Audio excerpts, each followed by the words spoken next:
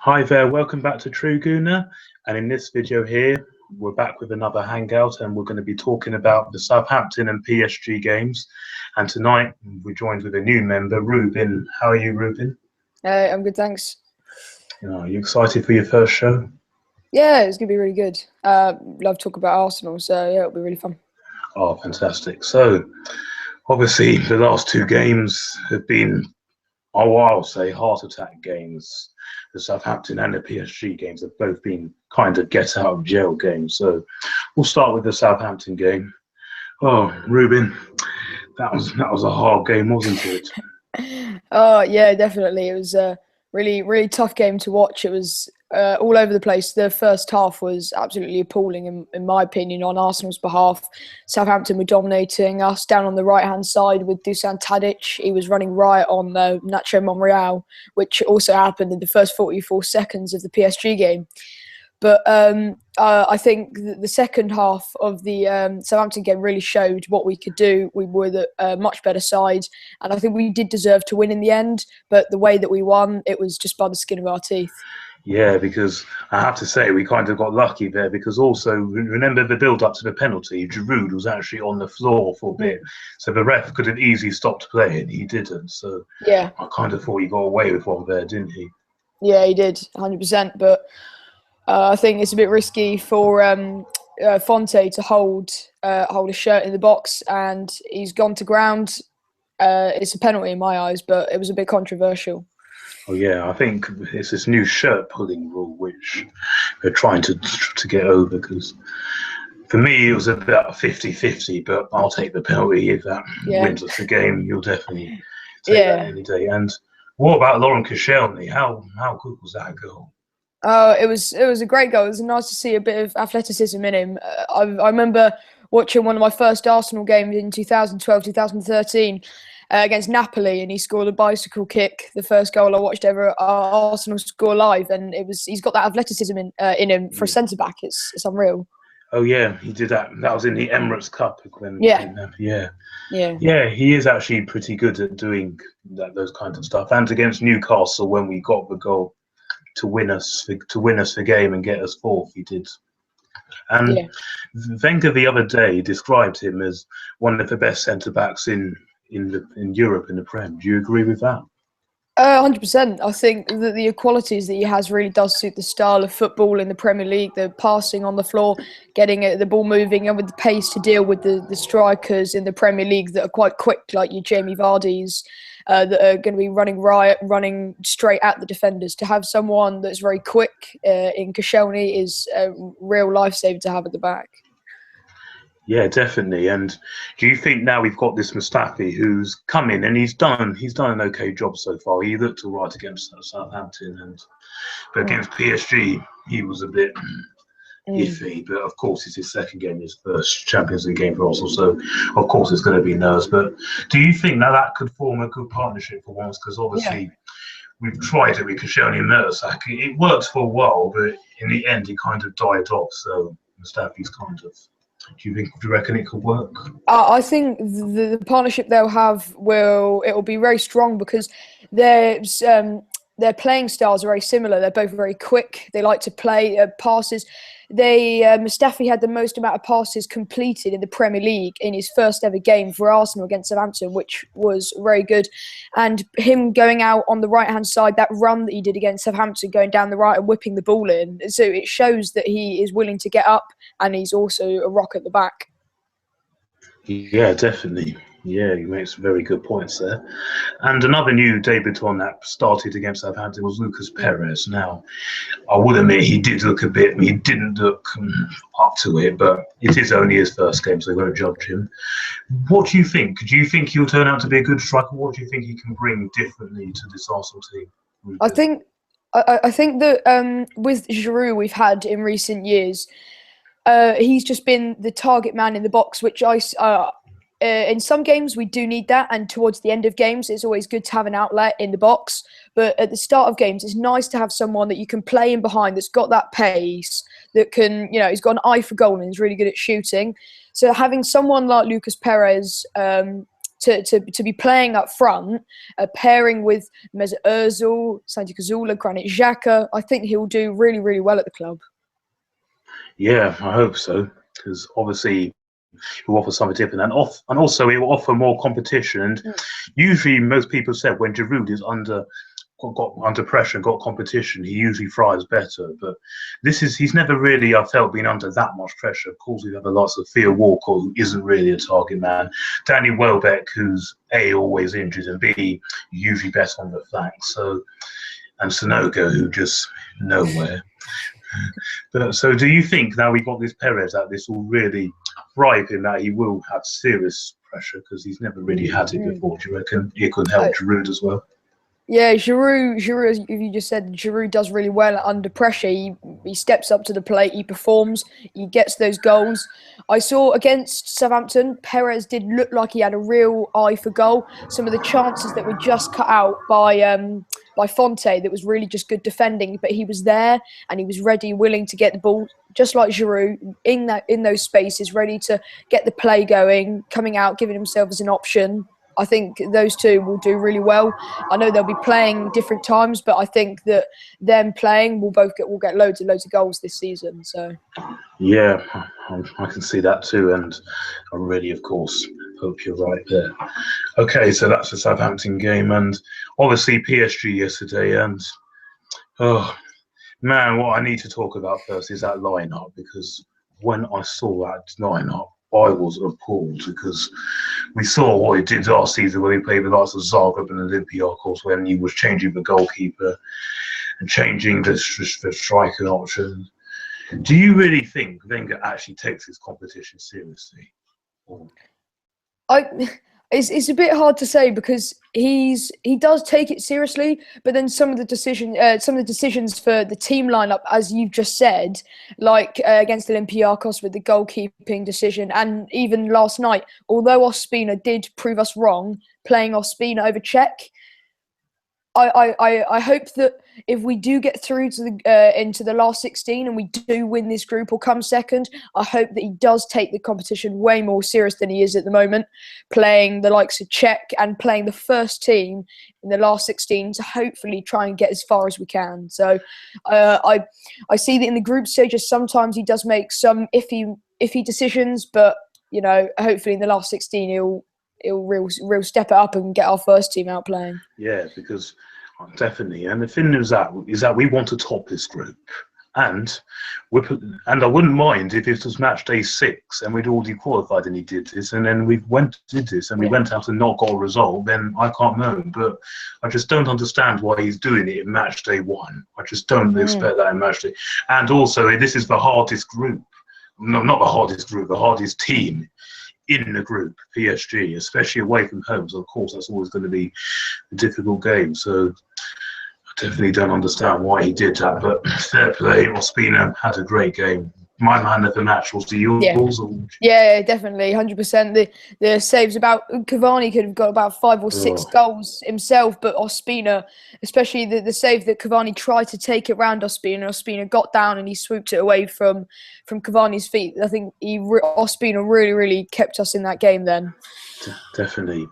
Well, the game started off with an absolute nightmare, because the first 44 seconds, I believe, we were goal down. Do you believe it was down to the team not focusing? Do you think it was down to poor defending? What do you think that was down to?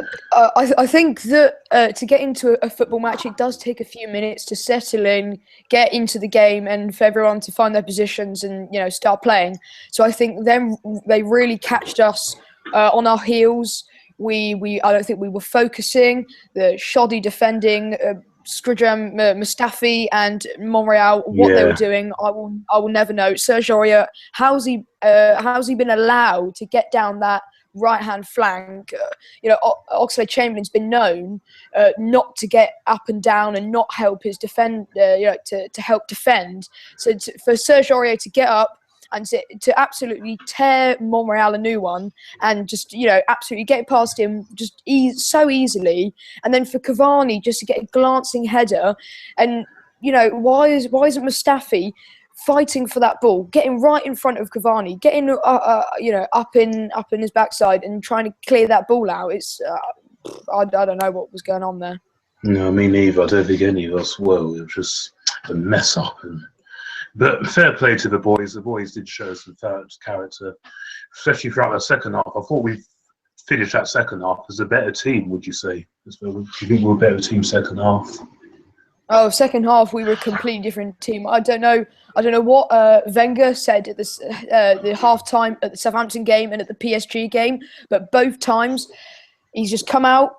The team's come out and we've just been a whole different team. It seems like Arsenal Football Club, we come out second half and we're a completely different team to the first half. It's crazy. I don't know why the boys can't do what they do in the second half, in the first half, and we'd be able to win games so much easier.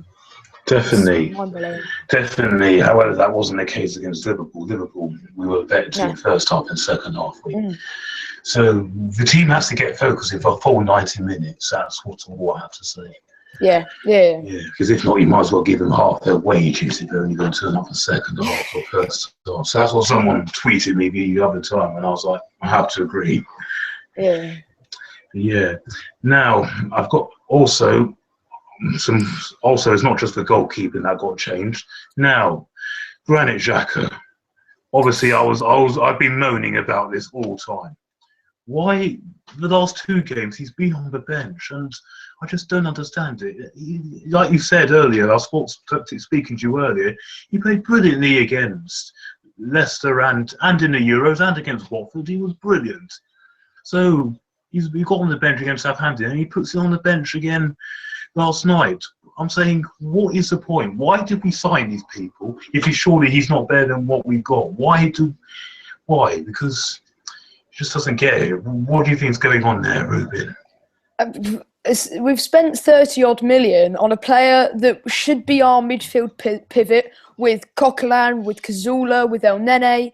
He should be playing every single game if we've spent 30 million. Arsene Wenger doesn't spend that sort of money on a player that he doesn't like and he doesn't feel is good enough. So why isn't Xhaka playing? I honestly, it's mind-boggling to me. I thought maybe he was going to get rested against Southampton and come out and play the full 90 against PSG, but obviously that's not the case. Obviously, something's going on in the back. Obviously, that Xhaka maybe isn't doing well in training or something like that. He's not gelling, because I don't understand why he's not playing. He played so well against Watford.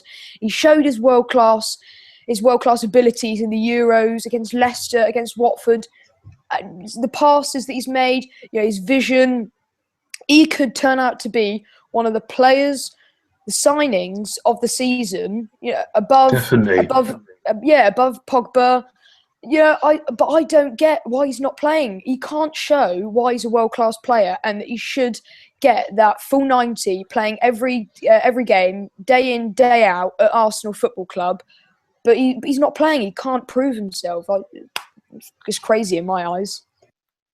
Yeah, it certainly is. And also what I like about Xhaka is that also he holds that midfield perfectly together. He's the main man in control, but I've seen the difference between him and Coquelin. Coquelin, as well as he done, because I thought he did very well against Southampton. He's nice and quick and also strong. And yes, you could argue that Coquelin didn't deserve to be dropped against PSG because he did have a good game.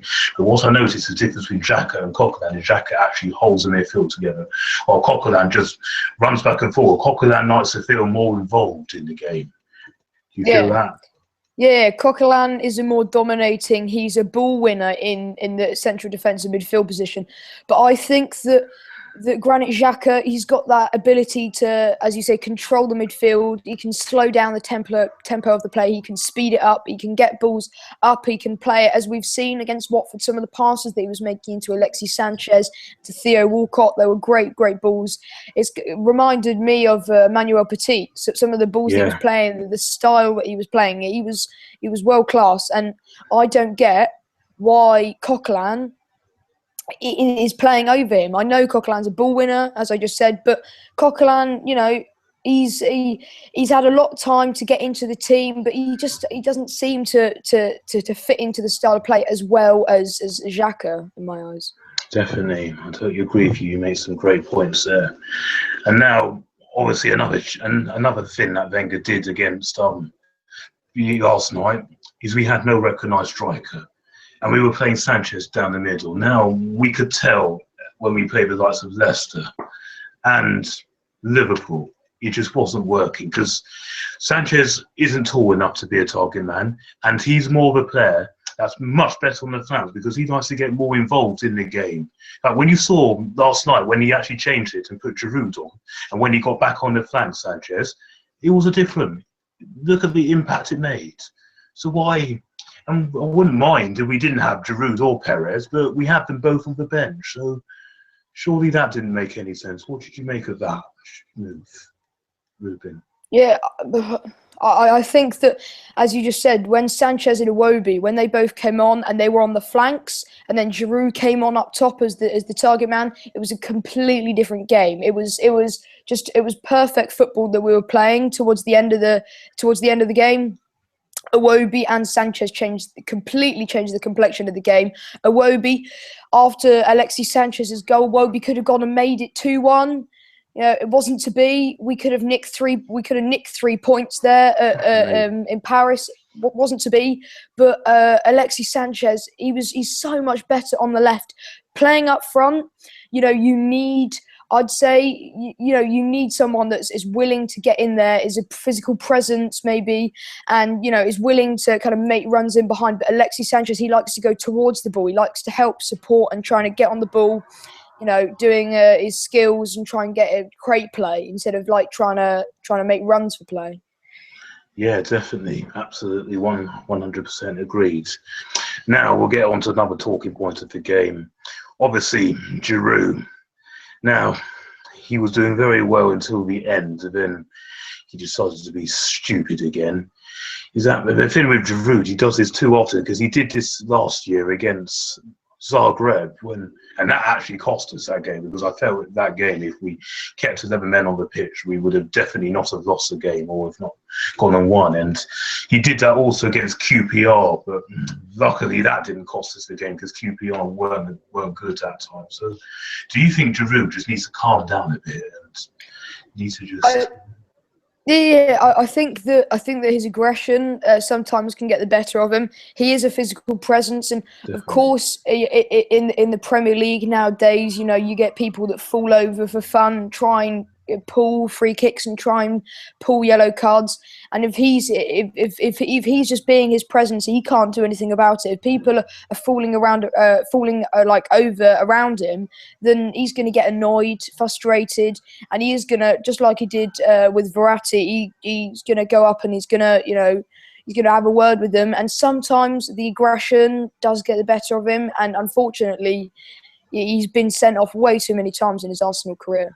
Yeah, I believe that's four times I've counted. One against Fulham, one against QPR, one against Zagreb, and last night. So he's got to be careful there because if you carry on doing that, he will get into bigger trouble. And that also, at the end, that could have cost us because you saw what that led to, a PSG corner. And if it wasn't for Bellerin, like I said in my review, yeah.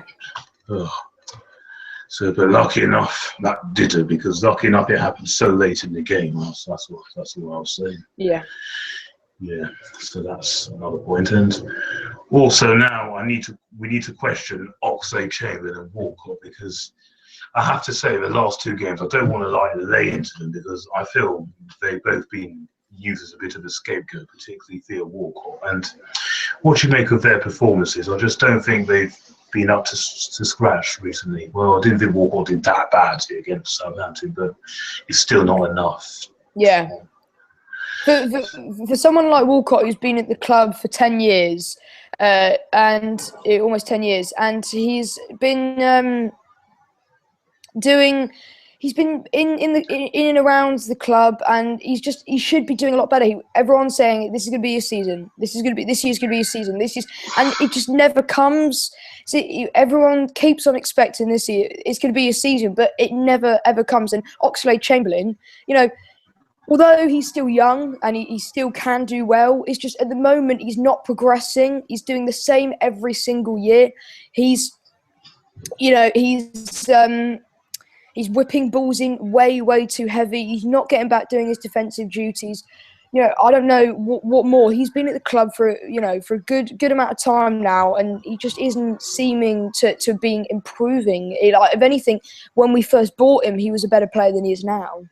Yeah, I have to agree with you there. And also, if the Ox is doing his job on the wing, he's got to help Bellerin out.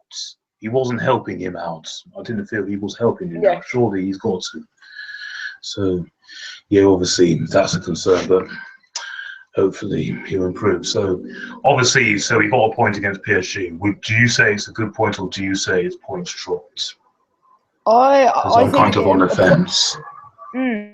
I think I'm kind of on the fence as well, but I think a point in Paris is reasonable, because I think we can now go on. I think we can easily get 6 points from Basel. We can Oh, I wouldn't be so easily. confident.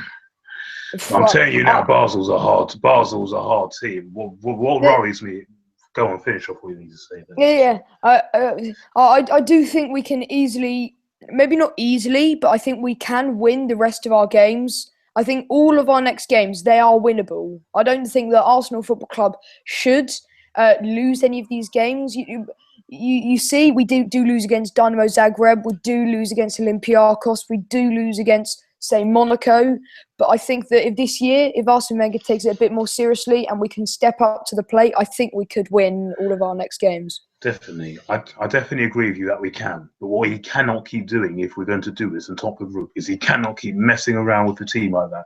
If the formula is working, you have to go with your best 11 before all the time. Best 11. Because, seriously, it's not right to be taking out key world-class players like Xhaka, and not starting a striker. Seriously, that should not be happening. And it certainly should not be happening in game one and in the big games. If it was, like I said, if it was game 6 and we'd already qualified, then if that happened and we lost, then I can't moan. But we just don't expect that in match day 1, because you don't see the likes of Barcelona last night played Celtic, but you don't see them resting Suarez, Messi, Neymar. They all started them professionally and got the 7-0. Same with Bayern Munich. You don't see them resting Lewandowski, Robin, Manuel Neuer. And they won 5-0. So that's the way you've got to do it. You've got to be professional. Play your strongest team through all the games, because we have to treat them all. If we want to top this group, especially if you want to top this group, not just get out of the group, top this group, so we can actually go far. You have to play your strongest team. And now, when I interrupted you earlier about Basel, I have to say, you cannot take them lightly, because Basel's record against English teams is incredible. Because I remember they've been beating and gotten points off Chelsea over the years, Manchester United, Liverpool, and Tottenham in Europa League. So I really mean it. It's not an easy. We cannot go into those games seriously messing around like that. We've got to go in professional, strongest team, and then yes, we can get a result. But of course, Basel and Ludogorets are definitely beatable. But if you underestimate them too much, they will hurt you, particularly Basel. And that away trip at the end to Basel is massive, because that might worry me, because I'm going to be sweating myself if we need a point to qualify. Because of Basel's record over the years against English teams, really worries me. Because I remember when they knocked out Manchester United, they knocked out Liverpool, they didn't knock out Chelsea, but they beat Chelsea in the group stage twice, and they knocked out Tottenham in the Europa League on penalties. So we've just got to be very careful of those. But you're confident we can do it if we play the best team. Yeah, definitely. Yeah, of course, yeah. So now, before we head into Basel, we've got Hull, Nottingham Forest, and Chelsea. So obviously we've got Hull. How would you line up against Hull? How would you go? What would be your starting 11? Because of course, Hull on paper, like you said, should be an easy 3 points. But Hull have actually started off really well. But however, I am going to this game full of confidence, because also Arsenal's records up at the KC, we won all 5 of the last visits quite comfortably, I would say. So that does fill me in with some confidence. So let's get your thoughts. How would you go in line up?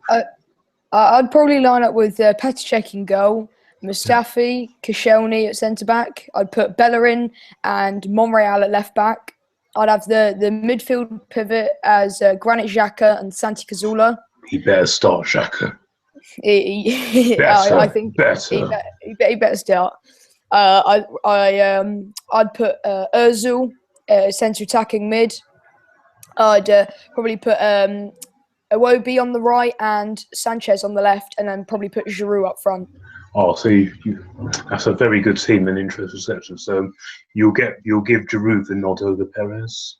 I think a team like Hull City, they've got a lot of quick. They've got a lot of quick players, so I think maybe going with someone a bit taller, a bit more of a physical presence up top, I think would work. But you never know what he did against Paris Saint-Germain last night.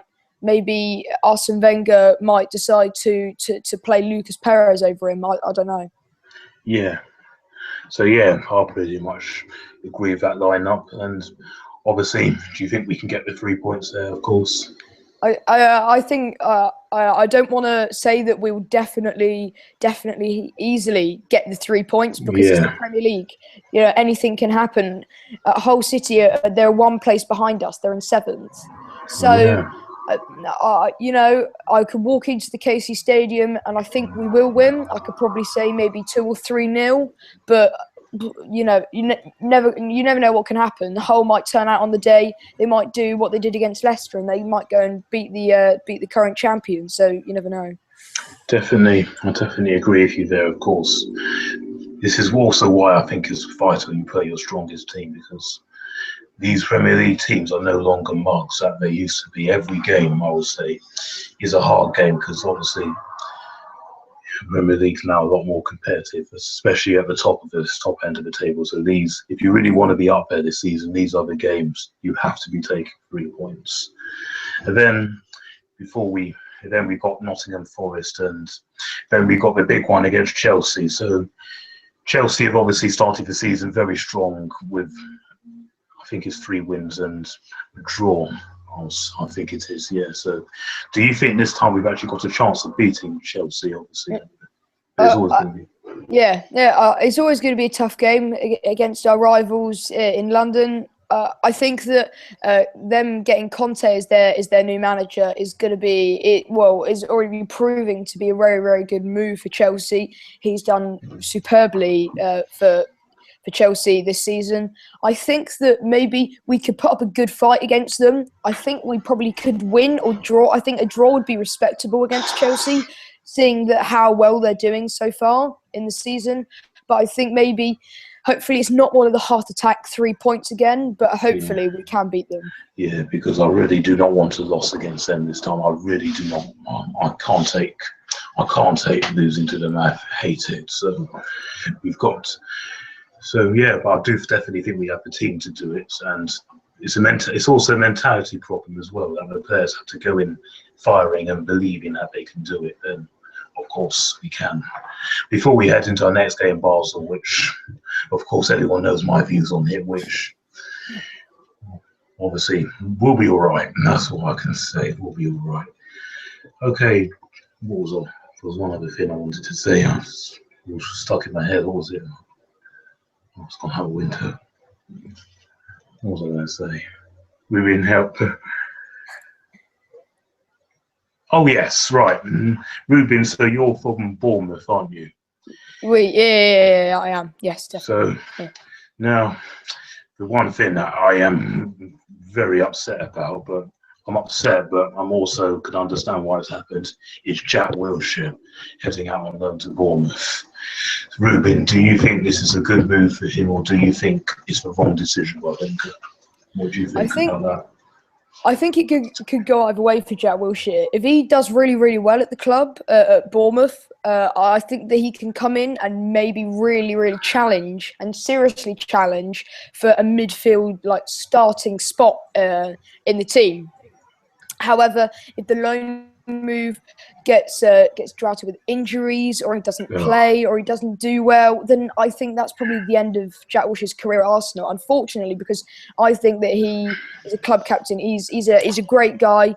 He's Arsenal through and through, and it'd be really, really sad to see him go. But I think that if Jack Wilshere can pull off a great loan spell at Bournemouth, I think that he'll come into the Arsenal team and do quite well. I think the style of football that Bournemouth play is very, very similar to Arsenal's. Attacking football. Yeah, attacking football, keeping it on the floor with the little short passes, building up. I think it's a similar. Eddie Howe likes to play a similar sort of style of football to Arsenal, so I think that is probably why Arsene Wenger chose for Jack Wilshere to come down to Bournemouth, rather than going to Crystal Palace or going over to Roma or Juventus. Yeah, I think the reason why he didn't go to Roma, I don't think it was anything to do with the style of football. I think it was because I heard there was a massive bust-up between the two clubs, because we were in negotiations with Costas Monolos and we weren't happy with how it ended up. So I think that was the main reason why he didn't go there. But yeah, and obviously now that he's gone to Bournemouth, I feel there he will get a lot more game time, because obviously the likes of Crystal Palace, Roma, and AC Milan, who he was also into it, have a much bigger squad. So obviously they'll be able to cope. While a team like Bournemouth, no disrespect to them, of course, yeah, he would be getting more game time week in, week out. Of course, he started from the bench last week, have a weekend, which is understandable because it's his first game there. So hopefully, do you think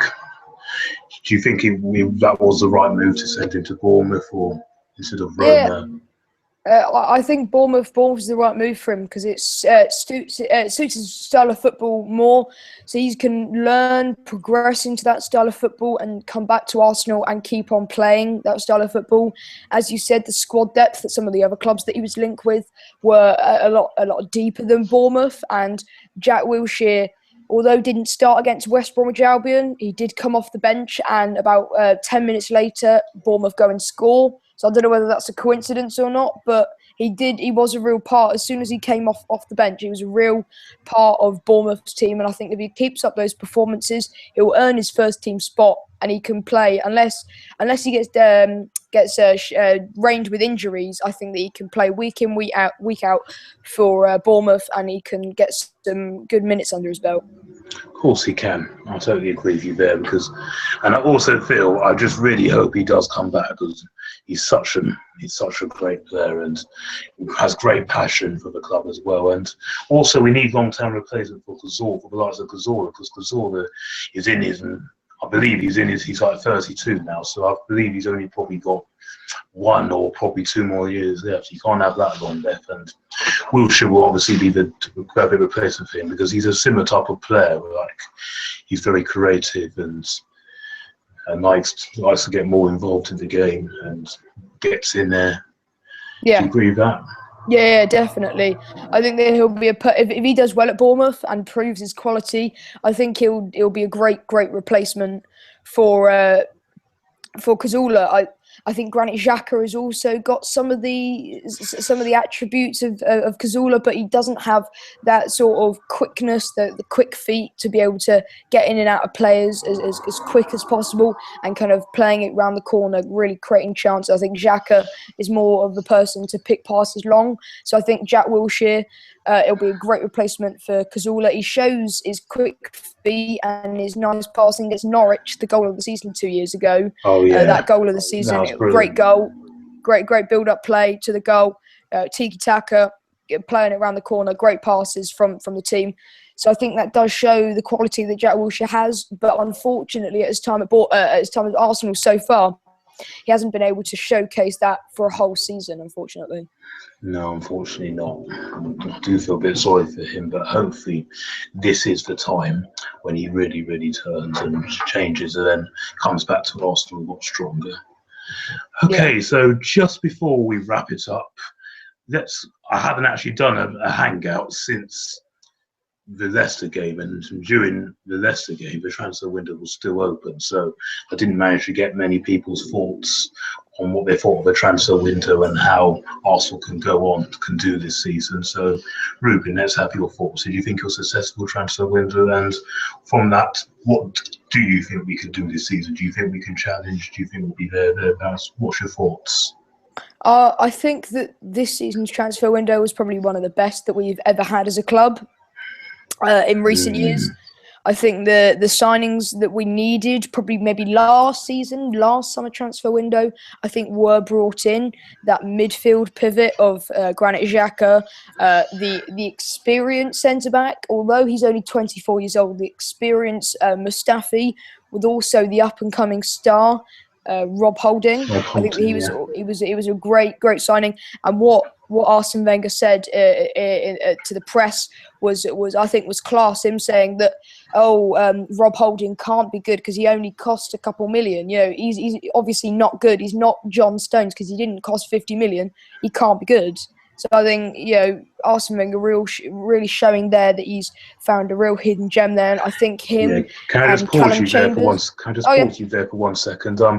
Also, I remember some other fans were doubting El Nene because he only came in for 5 million. So even people like me doubted him at start. But like again, he's shown a good gem there. So that shows you that it isn't all necessarily a price tag.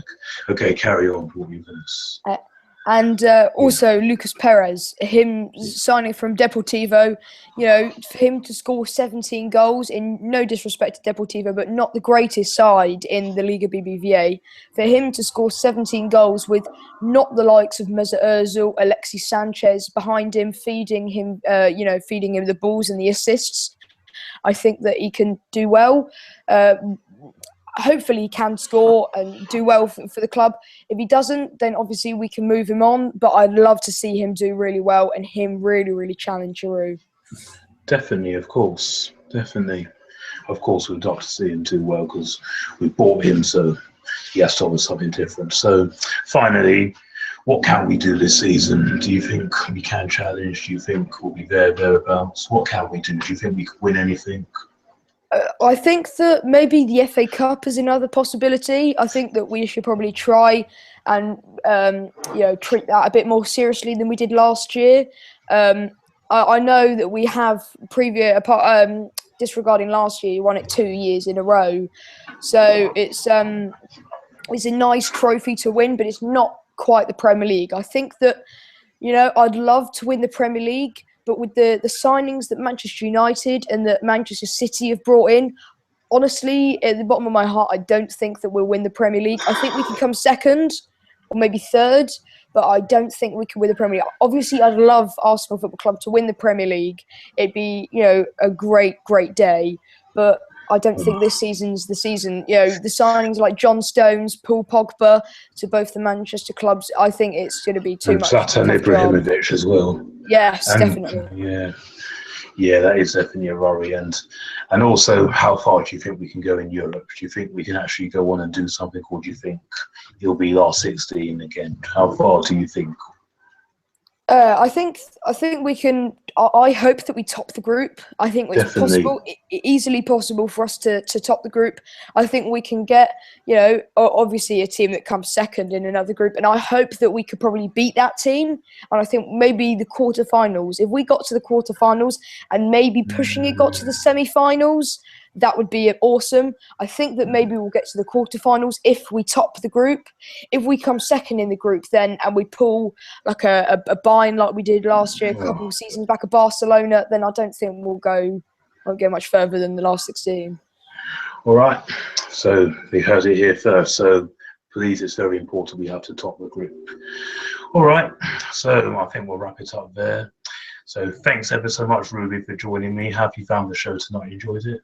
It was awesome. Great being a part of the show. It was really good. Thank you.